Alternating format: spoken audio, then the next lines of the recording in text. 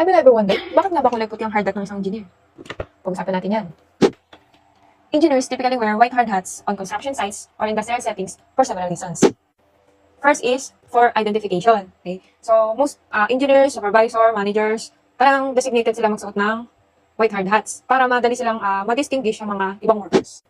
Number 2, authority and responsibility. Okay? Usually kasi, ang sinisignify ng white hard hat is nasa supervisory role or technical role. Number 3, visibility. Okay? So, yung white hard hat kasi is, nag-stand out kasi siya lalo kapag na-mix siya sa iba't ibang kulay. Usually, sa isang area, may mga iba-ibang nakasuot na hard hats, di ba? Merong green, merong yellow, may red. Okay, so madali nating malolocate kung nasaan yung engineers and supervisor. Okay.